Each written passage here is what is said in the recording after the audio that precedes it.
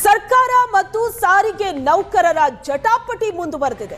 38 ತಿಂಗಳ ಬದಲಿಗೆ 26 ತಿಂಗಳ ಹಿಂಬಾಕಿ ನೀಡೋದಕ್ಕೆ ಸರ್ಕಾರ ಒಪ್ಪಿಗೆ ಕೊಟ್ಟಿದೆ. ಆದರೆ ಸರ್ಕಾರದ ಈ ಆಫರ್ ಅನ್ನ ಸಾರಿಗೆ ಇಲಾಖೆ ನೌಕರರು ಒಪ್ತಾ ಇಲ್ಲ. ಬೆಂಗಳೂರು ಚಲೋ ಆರಂಭ ಆಗಿದೆ ಸಾರಿಗೆ ಇಲಾಖೆ ನೌಕರರಿಂದ. ಬೆಂಗಳೂರಿನ ಫ್ರೀಡಂ ಪಾರ್ಕ್ನಲ್ಲಿ ನೌಕರರು ಪ್ರತಿಭಟನೆ ನಡೆಸ್ತಾ ಇದ್ದಾರೆ. ಸರ್ಕಾರಕ್ಕೆ ಸಂಜೆ 4 ಗಂಟೆ ತನಕ ಡೆಡ್ಲೈನ್ ಇದೆ. ನೌಕರರೇ ಕೊಟ್ಟಿರೋದು ಸಂಜೆ 4 ಗಂಟೆ ತನಕ ಡೆಡ್ಲೈನ್ ಕೊಟ್ಟಿದ್ದಾರೆ ಸರ್ಕಾರಕ್ಕೆ. ಇವತ್ತು ಸಂಜೆ 4 ಗಂಟೆಗೆ ಬಸ್ ಬಂದ್ ಭವಿಷ್ಯ ನಿರ್ಧಾರ ಆಗುತ್ತೆ. ಈಗಾಗಲೇ ಸಾವಿರಾರು ಜನ ನೌಕರರು ಪ್ರತಿಭಟನೆಯಲ್ಲಿ ಭಾಗಿಯಾಗಿದ್ದಾರೆ. ಬಸ್ ಸಂಚಾರದಲ್ಲಿ ವ್ಯತ್ಯಯ ಆಗ್ತಾ ಇದೆ. ಪ್ರಯಾಣಿಕರಿಗೆ ಇವತ್ತು ಸಾರಿಗೆ ಬಿಸಿ ತಟ್ಟೋ ಸಾಧ್ಯತೆ ಇದೆ. ಸಾವಿರಾರು ಸಾರಿಗೆ ಇಲಾಖೆಯ ನೌಕರರು ಈ ಪ್ರತಿಭಟನೆಯಲ್ಲಿದ್ದಾರೆ. ನೌಕರರು ಪಟ್ಟು ಬಿಟ್ಟಿಲ್ಲ ಅಂದ್ರೆ, ಪಟ್ಟು ಸಡಿಲಿಸಿಲ್ಲ ಅಂದ್ರೆ ಬಸ್ ಸಂಚಾರದಲ್ಲಿ ವ್ಯತ್ಯಯ ಆಗೋದು ಪಕ್ಕ. ಎಲ್ಲಾ ಬೇಡಿಕೆ ಈಡೇರಲೇಬೇಕು ಅನ್ನೋದು ಸಾರಿಗೆ ನೌಕರರ ಒತ್ತಾಯ.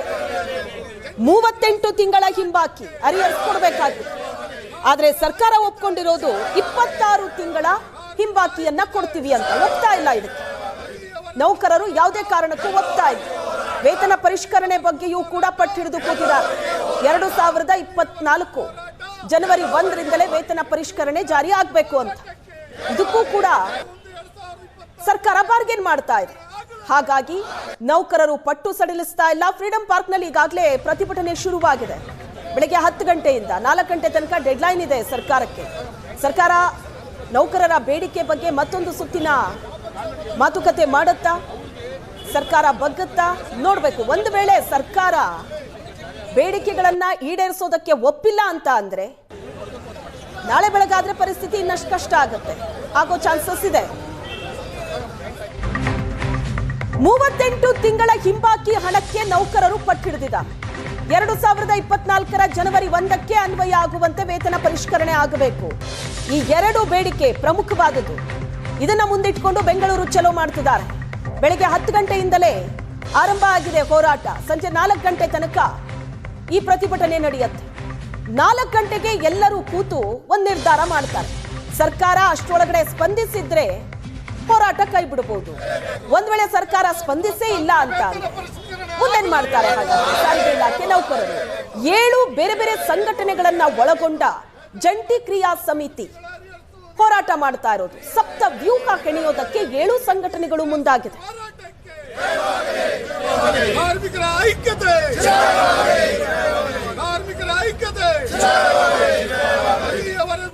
ಅವರೇನು ಶಕ್ತಿ ಯೋಜನೆ ಮಾಡಿಬಿಟ್ಟು ಅವ್ರ ಅನುಕೂಲ ಮಾಡಿ ರಾಜಕೀಯ ಮಾಡಕ್ಕೆ ಹೋಗ್ತಾ ಇರೋ. ನಾವು ದುಡ್ದಿರೋದು ಕಾರ್ಮಿಕರ ದುಡ್ಡನ್ನ ಮೋಸ ಮಾಡಬೇಡಿ, ಕೊಡಿ ಅಂತ ಹೇಳ್ತಾ ಇದ್ದೀವಿ. ಇವತ್ತು 4 ಗಂಟೆವರೆಗೆ ನಾವು ಇಲ್ಲಿ ಬೆಂಗಳೂರು ಚಲೋ ಹಮ್ಮಿಕೊಂಡಿದ್ದೀವಿ.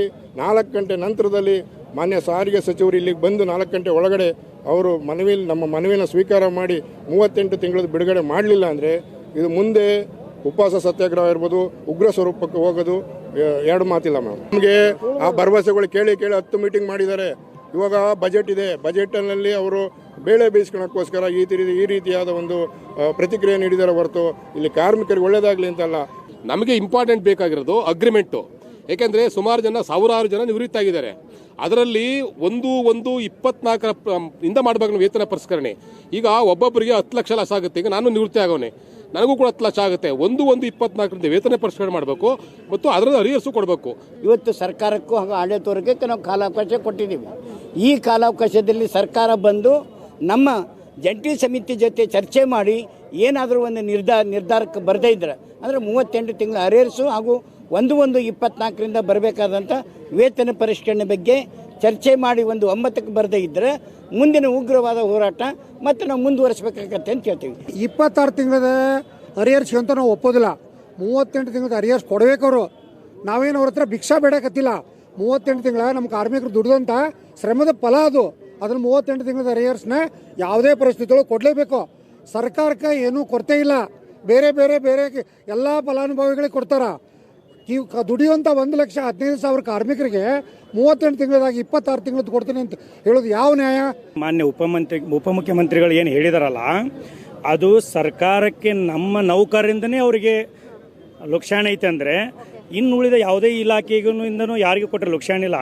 ಈ ಸರ್ಕಾರದ ಪರಿಸ್ಥಿತಿ ನಾವು ಅರ್ಥ ಮಾಡ್ಕೊಂಡ್ಬಂದರೆ ನಮ್ಮ ಸಾರಿಗೆ ನೌಕರರ ಸಂಬಳದಿಂದಲೇ ಅವ್ರ ಸರ್ಕಾರ ಸುಧಾರಿಸ್ತೈತೆ ಅಂದರೆ ಅವರಲ್ಲಿ ಏಕಪಕ್ಷವಾಗಿ ನಿರ್ಧಾರ ತಗೊಂಡಿದ್ದು ನಮ್ಮದು ವಿರೋಧ ಇದೆ. 38 ತಿಂಗಳ ಹರಿಯರ್ಸು ಕೊಡಬೇಕು, 1/1/24ರಿಂದ ವೇತನ ಪರೀಕ್ಷಣೆ ಆಗಬೇಕು ಅನ್ನೋದು ನಮ್ಮ ಆಗ್ರಹ. ಸರ್ಕಾರದ ಗೇಮ್ ಪ್ಲಾನ್ಗೆ ಸಾರಿಗೆ ನೌಕರರು ಸಡ್ಡು ಹೊಡೆದಿದ್ದಾರೆ. ನೌಕರರಿಗೆ ಸಾರಿಗೆ ಮುಖಂಡ ಎಚ್.ಎಸ್. ಮಂಜುನಾಥ್ ಆಡಿಯೋ ಸಂದೇಶ ಕಳಿಸಿದ. ಸರ್ಕಾರದ ಕಣ್ಣೊರೆಸೋ ತಂತ್ರಕ್ಕೆ ಮಣಿಯದಂತೆ ನೌಕರರಿಗೆ ಕರೆ ಕೊಟ್ಟಿದ್ದಾರೆ. ಸರ್ಕಾರ ಮಾಡ್ತಾ ಇರೋದು ಕಣ್ಣೊರೆಸೋ ತಂತ್ರ, ಅದಕ್ಕೆ ಬಗ್ಗಬೇಡಿ ಅಂತ. 26 ತಿಂಗಳ ಹಿಂಬಾಕಿ ನೀಡಿದ್ರೆ ನಾವು ಪ್ರತಿಭಟನೆ ಬಿಡೋದಿಲ್ಲ ಅಂತ ಪಟ್ಟು ಹಿಡಿದಿದ್ದಾರೆ. 38 ತಿಂಗಳ ಹಿಂಬಾಕಿಗೋಸ್ಕರ ಹೋರಾಟ ನಡೀತಾ ಇದೆ. ಯಾವ ಕಾರಣಕ್ಕೂ ಈ ಹೋರಾಟ ನಿಲ್ಲೋದಿಲ್ಲ. ಕಣ್ಣೊರೆಸೋ ತಂತ್ರಕ್ಕೆ ನಾವು ಬಗ್ಗಲ್ಲ, ಎಲ್ಲ ಬೇಡಿಕೆ ಈಡೇರಬೇಕು ಅಂತ ಮುಖಂಡರು ಹೇಳ್ತಾ ಇರೋದು. ಬೇಡಿಕೆಗಳು 38 ತಿಂಗಳ ಕಾಲ ಹರಿಯರ್ಸು, 1/1/24ರಿಂದ 25% ವೇತನ ಹೆಚ್ಚಳ ಮಾಡಬೇಕು ಅಂತಕ್ಕಂಥ ಪ್ರಮುಖವಾದ ಬೇಡಿಕೆಯನ್ನಿಟ್ಟು ಬೆಂಗಳೂರು ಚಲೋ ಕಾರ್ಯಕ್ರಮಕ್ಕೆ ಕರೆ ಕೊಟ್ಟಿದ್ವಿ. ಅದರಂತೆ ಎಂದಿನಂತೆ ಬೆಂಗಳೂರು ಚಲೋ ಕಾರ್ಯಕ್ರಮ ನಡೆಯುತ್ತೆ. ಏಕೆಂದ್ರೆ ಈಗ ಮಾಧ್ಯಮಗಳ ಮೂಲಕ ಮಾನ್ಯ ಮುಖ್ಯಮಂತ್ರಿಯವರು ವೇತನ ಹೆಚ್ಚಳಕ್ಕೆ ಅಸ್ತು ಹೊಂದಿದ್ದಾರೆ ಅಂತ ಹೇಳಿದ್ದಾರೆ. ಎಷ್ಟು ಪರ್ಸೆಂಟ್ ಅಸ್ತು ಹೊಂದಿದ್ದಾರೆ ಮತ್ತು 1/1/24ರಿಂದ ಜಾರಿ ಕೊಡ್ಲಿಕ್ಕೆ ಅಸ್ತು ಹೊಂದಿದಾರ ಅಂತಕ್ಕಂಥ ವಿಚಾರಗಳು ನಮಗೆ ತಿಳಿದಿಲ್ಲ. ಮಾನ್ಯ ಸಾರಿಗೆ ಸಚಿವರ ಪ್ರಕಾರ 26 ತಿಂಗಳು ಅರಿಯರ್ಸ್ ಅನ್ನ ಕೊಡ್ತೀವಿ, ಅದ್ರ ಜೊತೆಗೆ 1/3/25ರಿಂದ ನಾವು ವೇತನ ಪರಿಷ್ಕರಣೆಯನ್ನ ಜಾರಿ ಮಾಡ್ತೀವಿ ಅಂತಕ್ಕಂಥ ಅಂಶವನ್ನ ಹೇಳ್ತಾ ಇದ್ದಾರೆ. ಇದನ್ನ ಈ ಏಕಪಕ್ಷೀಯವಾದ ತೀರ್ಮಾನವನ್ನ ನಮ್ಮ ಜಂಟಿ ಕ್ರಿಯಾ ಸಮಿತಿ ಒಪ್ಪೋದಿಲ್ಲ. ಯಾಕೆ ಅಂತ ಹೇಳಿದ್ರೆ ನಾವು 38 ತಿಂಗಳ ಕಾಲ ಅರಿಯರ್ಸ್ ಕೊಡಬೇಕು ಮತ್ತು 1/1/24ರಿಂದ ವೇತನ ಪರಿಷ್ಕರಣೆ ಆಗಬೇಕು, 25% ಅಂತ ಕೇಳಿದೀವಿ. ಆದ್ರಿಂದ ಈ ಬಗ್ಗೆ ಹೆಚ್ಚಿನ ಡೀಟೇಲ್ಸ್ ಕೊಡ್ತಾರೆ ನಮ್ಮ ಪ್ರತಿನಿಧಿ ರಕ್ಷಾ ಇದ್ದಾರೆ ಸಂಪರ್ಕದಲ್ಲಿ. ರಕ್ಷಾ, ಈಗ ಹೋರಾಟ ಶುರುವಾಗಿದೆ, ಸಂಜೆ 4 ಗಂಟೆ ತನಕ ಡೆಡ್ ಲೈನ್ ಅನ್ನ ಕೊಟ್ಟಿದ್ದಾರೆ. ಅಷ್ಟರೊಳಗಡೆ ಸರ್ಕಾರ ಏನಾದ್ರೂ ಮಾತುಕತೆ ಮಾಡುತ್ತಾ ಅಥವಾ ತನ್ನ ನಿರ್ಧಾರದಲ್ಲಿ ಏನಾದ್ರೂ ಬದಲಾವಣೆ ಮಾಡ್ಕೊಳ್ಳೋ ಚಾನ್ಸಸ್ ಇದೆಯಾ? ಒಂದು ವೇಳೆ ಸರ್ಕಾರದಿಂದ ಪಾಸಿಟಿವ್ ರೆಸ್ಪಾನ್ಸ್ ಬಂದಿಲ್ಲ ಅಂದ್ರೆ ಹೋರಾಟ ಮತ್ತಷ್ಟು ಉಗ್ರ ಸ್ವರೂಪ ಪಡ್ಕೊಳ್ಳುತ್ತೆ. ಈಗ ಸದ್ಯಕ್ಕೆ ಅಷ್ಟೋ ಇಷ್ಟೋ ಸಾರಿಗೆ ಸಂಚಾರದಲ್ಲಿ ವ್ಯತ್ಯಯ ಆಗ್ತಾ ಇರ್ಬೋದು, ಬಟ್ ನಾಳೆ ಬೆಳಗಾದ್ರೆ ಪರಿಸ್ಥಿತಿ ಇನ್ನಷ್ಟು ಬಿಗಡಾಯಿಸುತ್ತೆ.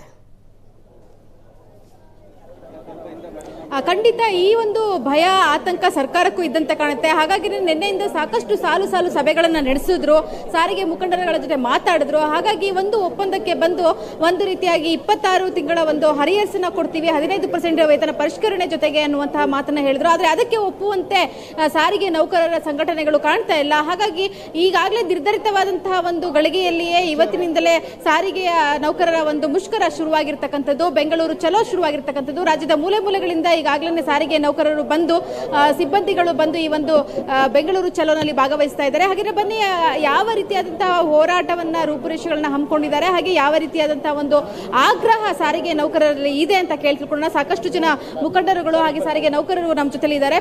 ಸರ್, ಮೊದಲನೇದಾಗಿ ಈಗಾಗಲೇ 26 ತಿಂಗಳ ಒಂದು ಹರಿಯರ್ಸ್ನ ಕೊಡೋದಕ್ಕೆ ಸರ್ಕಾರ ಒಪ್ಕೊಂಡಿದೆ. ಆದ್ರೂ ಕೂಡ ಸಾರಿಗೆ ನೌಕರರ ಮುಖಂಡರುಗಳು, ಸಾರಿಗೆ ನೌಕರರ ಸಂಘಟನೆಗಳು ಹಠ ಬಿಡ್ತಿಲ್ಲ ಅಂತೇಳಿ, ಇದು ನಿಮ್ಮ ಹಠನ ಅಥವಾ ನಿಮ್ಗೆ ಸಿಗ್ಬೇಕಾಗಿರುವಂತಹ ಒಂದು ಮಾನ್ಯತೆ ಅಂತೀರಾ ನೀವು? ಮೇಡಮ್, ಮೊದಲನೇದಾಗಿ ನಿನ್ನೆ ಏನು ಸರ್ಕಾರ ತಾರಾತೂರಲ್ಲಿ ಏನೋ ಒಂದು ಆದೇಶ ಮಾಡಿದೆ, ಆದೇಶವನ್ನು ಜಂಟಿ ಕ್ರಿಯಾ ಸಮಿತಿ ಮುಖಂಡರುಗಳು ತಿರಸ್ಕಾರ ಮಾಡಿದ್ದೀವಿ. ಆ ಆದೇಶ ಬಂದು ಸರ್ಕಾರದ ಏಕಪಕ್ಷೀಯ ತೀರ್ಮಾನ ಆಗಿದೆ. ಯಾವ ಒಂದು ಸಂಘಟನೆಯ ಮುಖಂಡಗಳನ್ನ ಕರೆದಾನೆ, ಜಂಟಿ ಕ್ರಿಯಾ ಸಮಿತಿಯ ಮುಖಂಡಗಳನ್ನ ಕರೆದಾನೆ ಸರ್ಕಾರ ಏಕಪಕ್ಷವಾಗಿ ತಗೊಳ್ತಕ್ಕಂಥ ನಿರ್ಧಾರ ಅದು. ಅದಕ್ಕೆ ನಮಗೆ ಒಪ್ಪಿಗೆ ಇಲ್ಲ. ಮತ್ತು ನಾವು ಕೇಳಿರ್ತಕ್ಕಂಥದ್ದು ಸರ್ಕಾರವನ್ನು 38 ತಿಂಗಳ ಹಿಂಬಾಕಿ ಮತ್ತು 1/1/2024 ವೇತನ ಪರಿಷ್ಕರಣೆ ಮಾಡಿ 4 ವರ್ಷಕ್ಕೊಮ್ಮೆ ಆಗಬೇಕಂತ ಪದ್ಧತಿಯನ್ನು ಜಾರಿ ಮಾಡಿ ಅಂತ. ಸರ್ಕಾರ ಏನು ಮಾಡ್ಲಿಕ್ಕೆ ಹೊರಟಿದೆ ಅಂತ ಅಂದರೆ, ಏನು ನಮ್ಮ ಹಿರಿಯರು 1957ರಿಂದ ಏನು ಒಂದು ಪಾರಂಪರಿಕ 4 ವರ್ಷಕ್ಕೊಮ್ಮೆ ಅಗ್ರಿಮೆಂಟನ್ನು ಮಾಡ್ಕೊಂಡು ಬಂದಿರೋ ಆ ಪದ್ಧತಿಯನ್ನು ಇವತ್ತು ವೈಲೇಷನ್ ಮಾಡ್ತಕ್ಕಂಥ ಕೆಲಸವನ್ನು ಮಾಡಿದ್ದಾರೆ. ಇವತ್ತು ID ಕಾಯ್ದೆ ಉಲ್ಲಂಘನೆ ಆಗಿದೆ. ID ಕಾಯ್ದೆ ಪ್ರಕಾರ ನಮಗೆ ಏನು ಇವತ್ತು 4 ವರ್ಷಕ್ಕೊಮ್ಮೆ ವೇತನ ಪರಿಷ್ಕರಣೆ ಆಗಬೇಕು, ಆ ಒಂದು ID ಕಾಯ್ದೆಯನ್ನು ಇವತ್ತು ಸರ್ಕಾರ ಉಲ್ಲಂಘನೆ ಮಾಡಿದೆ. ಹಾಗಾಗಿ ಅವರು ಏನು ಇವತ್ತು ಏಕಪಕ್ಷವಾಗಿ ತಂದಿರ್ತಕ್ಕಂಥ ಏನು ಆರ್ಡರ್ ಇದೆ, ರಾತ್ರಿ ತಾರಾತುರಿಯಲ್ಲಿ ತಂದರು, ಆ ಆದೇಶವನ್ನು ನಾವು ತಿರಸ್ಕಾರ ಮಾಡಿದ್ವಿ. ಅದನ್ನು ಒಪ್ಪಲ್ಲ. ನಮ್ಮ ಡಿಮ್ಯಾಂಡ್ ಏನಪ್ಪ ಅಂದರೆ 1/1/2024 ವೇತನ ಪರಿಷ್ಕರಣೆ ಆಗಬೇಕು, 38 ತಿಂಗಳ ಹಿಂಬಾಕಿಯನ್ನು ಕೊಡಬೇಕು.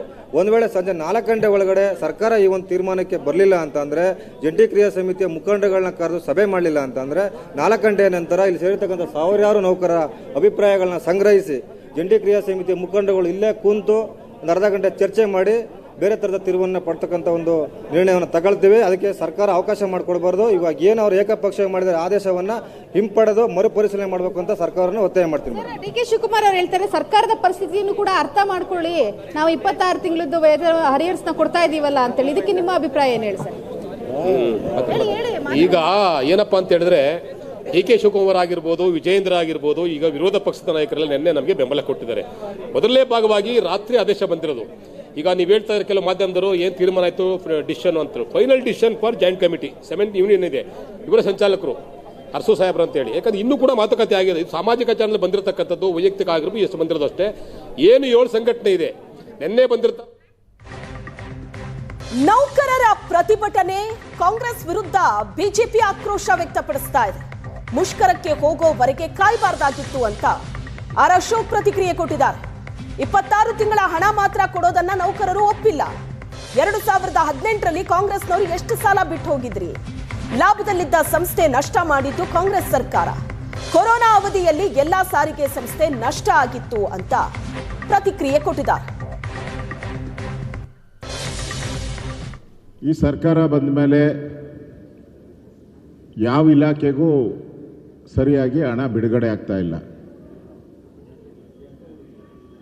ಸಾರಿಗೆ ಇಲಾಖೆಯ ನೌಕರರ ಬೇಡಿಕೆ ಈ ಸರ್ಕಾರ ಬಂದಾಗಿಂದನೂ ಕೂಡ ಆ ಬೇಡಿಕೆಯನ್ನು ನಾಳೆ ಬಾ ನಾಳೆ ಬಾ ನಾಳೆ ಬಾ ಅಂತೇಳಿ ರಾಮಲಿಂಗಾರೆಡ್ಡಿಯವರು ಮುಖ್ಯಮಂತ್ರಿಗಳು ಮುಂದೂಡ್ತಾ ಇದ್ರು. ಕಾರಣ ಸರ್ಕಾರದ ಖಜಾನೆಯಲ್ಲಿ ಹಣ ಇಲ್ಲ, ಖಾಲಿ ಆಗಿದೆ. ಈಗ ಅವರು ಸ್ಟ್ರೈಕ್ ಮಾಡ್ತಾ ಇದ್ದಾರೆ. 38 ತಿಂಗಳ ಏನು ಅರಿಯರ್ಸ್ ಬರಬೇಕಾಗಿದೆ, ಅದ್ರ ಬಗ್ಗೆ ಅವರು ಸ್ಟ್ರೈಕ್ ಮಾಡ್ತಾ ಇದ್ದಾರೆ. ಅವರ ನ್ಯಾಯಯುತವಾದಂಥ ಬೇಡಿಕೆಯನ್ನು ಸರ್ಕಾರ ಈಗಾಗಲೇ ಈಡೇರಿಸಬೇಕಾಗಿತ್ತು. ನೌಕರರು ಮುಷ್ಕರ ಹೋಗೋವರೆಗೂ ಕೂಡ ಮೀನಾವೇಶ ಎಣಿಸಬಾರ್ದಾಗಿತ್ತು. ಹಿಂದೆ ಅವರು ಚಳವಳಿ ಮಾಡಿದಾಗ ಇವರು ಅರಿಯರ್ಸ್ ಕೊಡ್ತೀವಿ ಅಂತ ಕಮಿಟ್ ಮಾಡ್ಕೊಂಡಿದ್ರು. ಈಗ ಅರಿಯರ್ಸ್ ಕೊಡದೇ ಇರೋದು ಸಾರಿಗೆ ನೌಕರರಿಗೆ ಅವರ ಮಾತಿಗೆ ವಿಶ್ವಾಸಘಾತಕತನ ಮಾಡ್ದಂಗೆ ಆಗತ್ತೆ. ವಿಶ್ವಾಸಘಾತಕತನ ಮಾಡಬೇಡಿ. ನೀವು BJP ಅಧಿಕಾರದಲ್ಲಿದ್ದಾಗ ಹೇಳಿದ ಮಾತುಗಳನ್ನು ನೆನಪಿಸ್ಕೊಳ್ಳಿ. ಮಾನ್ಯ ಮುಖ್ಯಮಂತ್ರಿಗಳಾದಿಯಾಗಿ ಕಾಂಗ್ರೆಸ್ ಮುಖಂಡರುಗಳು ಏನೇನು ಹೇಳಿಕೆ ಕೊಟ್ಟಿದ್ರಿ ಅನ್ನೋದನ್ನು ನೆನಪು ಮಾಡ್ಕೊಳ್ಳಿ. ಈಗ ಅವರಿಗೆ ಧಮಕಿ ಹಾಕೋದನ್ನು ಬಿಡಿ. ಧಮಕಿ ಹಾಕೋದನ್ನು ಬಿಟ್ಟು ನ್ಯಾಯಯುತವಾಗಿ ಕೊಡಬೇಕಾಗಿರ್ತಕ್ಕಂಥ ಹಿಂಬಾಕಿಯನ್ನು ಕೊಡಿ. ಅವ್ರಿಗೇನು ಕೇಳ್ತಾ ಇದ್ದಾರೆ? ಹಿಂಬಾಕಿ ಕೊಡಿ ಅಂತ ಕೇಳ್ತಿದ್ದಾರೆ. ಕಮಿಟ್ ಮಾಡ್ಕೊಂಡ್ರೋ ಹಿಂಬಾಕಿ ಕೊಡಿ. ನೀವು ಕಮಿಟ್ ಮಾಡ್ಕೊಂಡ್ರೋ ಹಿಂಬಾಕಿನ ಏನು ಅವ್ರ ಜೋಬಿಂದ ಕೊಟ್ಟವರಾ? ಸಂಬಳ ಕೊಡದೇ ಇರೋದು, ಸಂಬಳ ಕೊಡೋದು ದೊಡ್ಡ ಸಂಗತಿನಾ? ಹಿಂಬಾಕಿ ಕೊಡ್ತೀವಿ ಅಂತ ಕಮಿಟ್ ಮಾಡ್ಕೊಂಡಿದ್ರಾ ಇಲ್ವಾ? ಕೊಡಬೇಕಲ್ಲ. ಕಮಿಟ್ ಮಾಡ್ಕೊಂಡಿದ್ದ ಪ್ರಕಾರ ಕೊಡಿ.